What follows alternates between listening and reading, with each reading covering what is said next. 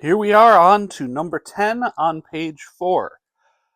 We have to start off by balancing and reaction types. So let's do the balancing first. The whole idea of balancing is to get the same number of each element on each side of the arrow.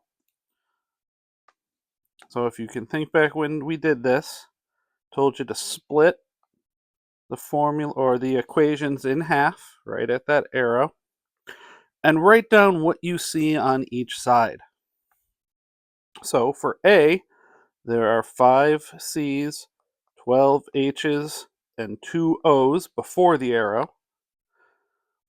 There is 1 C, 2 O's, 2 H's, plus 1 more O after the arrow for a total of 3 O's.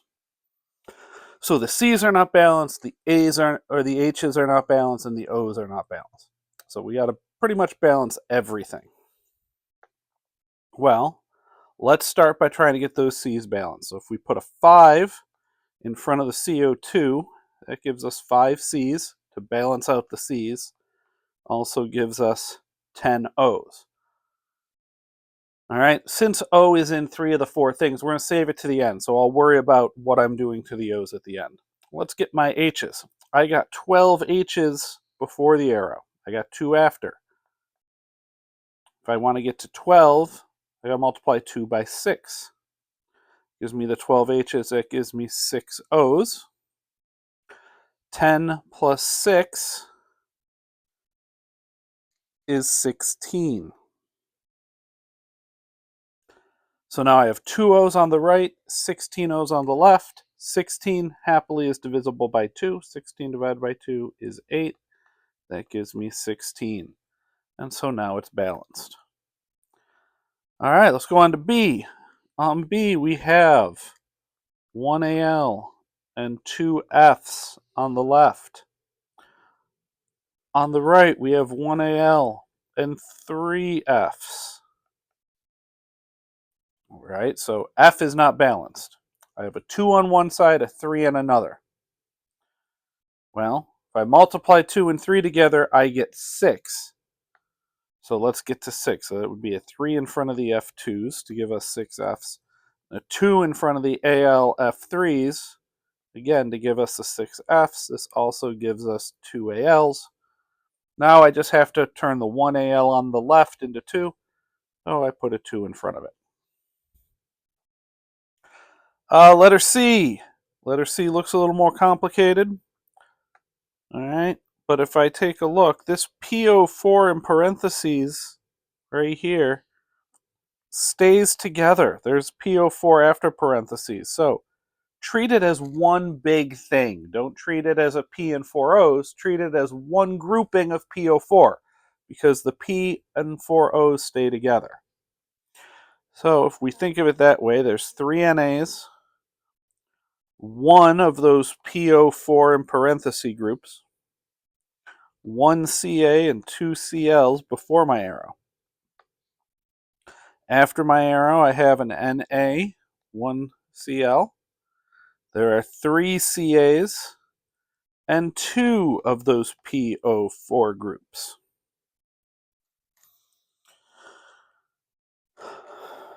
Well, right away, I can see I have 1 PO4 on the left, 2 on the right. So let's fix that. Put a 2 in front of the Na3PO4 to give us those 2 PO4s and get those balanced. That also gives me 6 NAs. Since Na is not spread out around everything, it's not in one compound on each side, let's deal with those NAs now. So now that I have 6 NAs on the left, there's 1 on the right. What times 1 is 6? Well, 6 times 1 is 6. It gives me those 6 NAs. That also happens to give me 6 Cl's. All right, so 6 Cl's on the right, 2 on the left. What times 2 is 6? 3 times 2 is 6. Gives me those 6 Cl's, also gives me 3 Ca's. If I look, 3 Ca's, exactly what I wanted. So now it's nice and balanced. finally, our last reaction here, we have 1Mn and then ClO3 in parentheses with a 3. So I have to distribute this 3. Means there's 3 Cls, and 3 times 3 are 9 oxygens. On my other side, I have 1Mn. I have 3 Cls, and I have 2 oxygens. If I look, MNs look balanced, CLs look balanced, Os are not. I have 9 and I have 2. 9 and 2 do not equally go into each other. So let's multiply them. Which means where there's a 9, I'll put a 2. Where there's a 2, I'll put a 9. What does this do? Well, this changes my number of 18s to, or sorry, my number of oxygens to 18 on each side. Also, before the arrow, it changes my number of MNs to 2, my number of CLs to 6. Well, if I double the number of MnCl3s, changes my number of Ns to 2, my number of Cls to 6, and it's all balanced. Next is determining reaction type. There were 5 types of reactions. The first type is the synthesis, putting things together. 2 things become 1 thing. Well, in A, we have 2 things becoming 2 things. That's not 2 becomes 1. In B, we have 2 things becoming 1 thing. Hey, there's a synthesis. The opposite of the synthesis is decomposition. A one reactant becoming 2 products. Just like in number D here. 1 reactant, 2 different products. We have a decomp.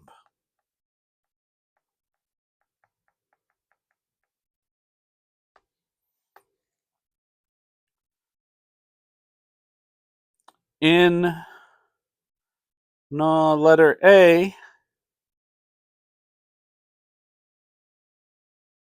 if I look at it, I have oxygen as a reactant, CO2 and H2O as products. That screams combustion.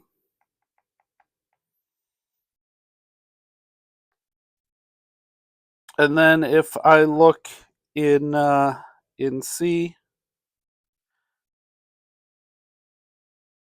the Na and the Cl, the outer things, ditch their partners and join up.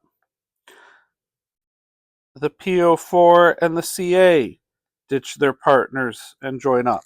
Everybody's trading partners. That's the good old double displacement.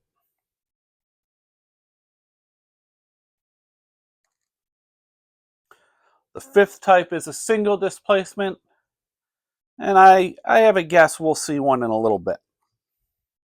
Let's look at number 11. Number 11, we have a reaction of calcium metal and aluminum chlorite.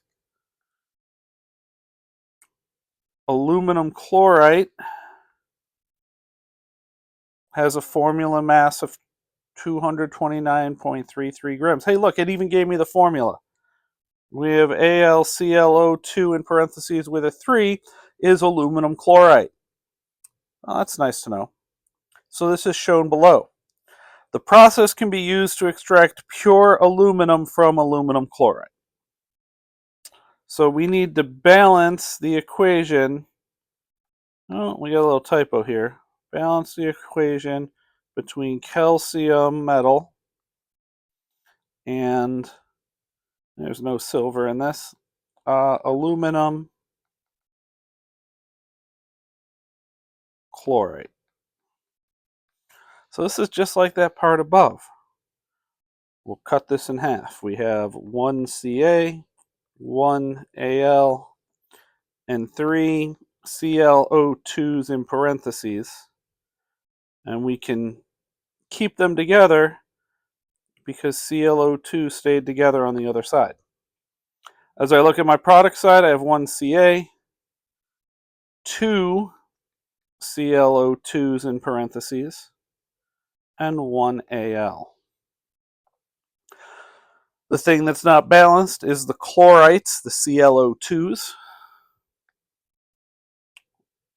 If I put a 2 in front of the aluminum chlorite, that gives me 2 aluminums, 3 chlorites. If I put a 3 in front of the calcium chlorite, that gives me 3 calciums and 6 chlorites. Sorry, 2 times 3 is 6. All right, so I've balanced those chlorites, but in the process I've screwed up my aluminums and calciums. Aluminums and calciums are easy to fix. I need a 3 in front of the calcium, I need a 2 in front of the aluminum. All right, and identifying the type of reaction, well, we have a lone element, a single element, replacing the aluminum. Calcium comes in, kicks aluminum to the curb, takes over chlorite. So I have a single displacement. A single element displaced another element. All right, that brings me down to C. C is a stoichiometry question. All right, and it's the tricky one where I'm given 2 starting things. I have 15 grams of calcium, and I also have 15 grams of aluminum chloride. What I want to find is the grams of aluminum.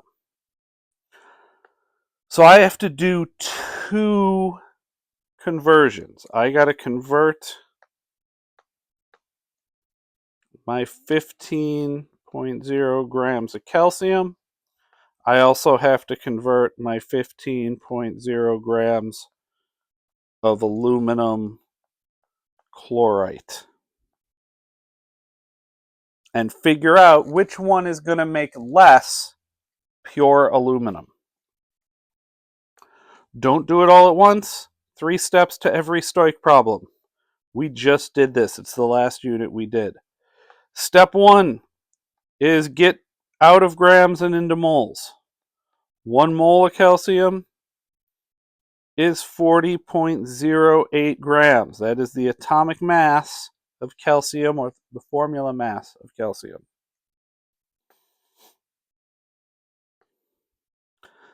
I can then use my balanced equation to change my chemical. There are 3 CAs in my balanced equation. That gets rid of the CAs. I am going to aluminum, so 2 ALs. Now I'm in moles of aluminum. Last step, get rid of those moles. Moles goes on the bottom. Find the formula mass of Al. I just look up Al on my periodic table. I get 26.98. Now I go in, I multiply all the top numbers. 15 times 1 times 2 times 26.98 is 804 grams of aluminum. I multiply all my bottom numbers. 1 times 40 times 3 times 1 is 120.24. All the units on the bottom got canceled. 804 divided by 120.24 is 6.69 grams of aluminum. All right. Well, now let's look at the aluminum chlorite. Is this going to make more than 6 grams or less than 6 grams? I don't know. So we're going to do those same 3 steps again. We're just starting in a different spot. We're starting with Al ClO2 in parentheses with 3. Well, 1 mole of this aluminum chloride is some number of grams. The number of grams is the formula mass, which was way up here in the question. So I don't even have to add them all together to find it. It's 229.33. Now that I'm in moles, I can change the chemical formula. I am getting rid of AlClO2 in parentheses with a 3. And I'm going to just plain Al. There's a 2 in front of the Al in the balanced equation. There's a 2 in front of the aluminum chlorite in the balanced equation. So I just bring those numbers along. Finally, I need to leave.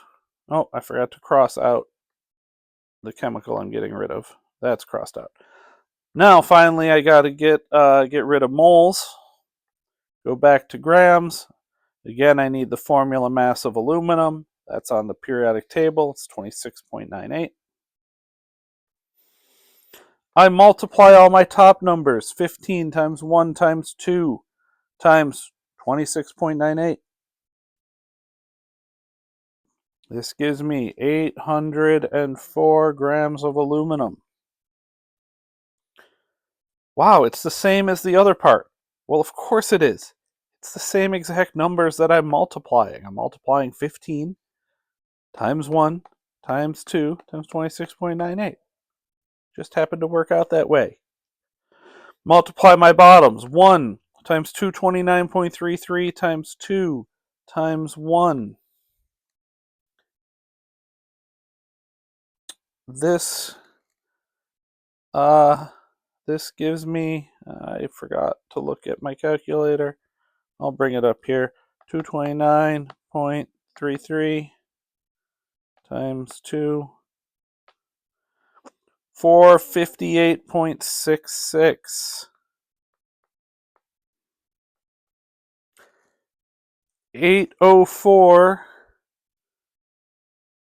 divided by 458.66 gives me 1.73 grams of aluminum. That's the smaller answer. That's how much gets made. If I only had 15 grams of each starting material, the reaction stops after one of them runs out. The last part, what is the limiting reactant? What limits how much is made? What runs out first? Well, you just go back, pick whatever answer you picked, and look, what was the chemical that ran out and gave you the smaller answer? That is the limiting factor, the limiting reactant, the limiting reagent. Right? And that is it for page 4, the balancing equations and stoich page.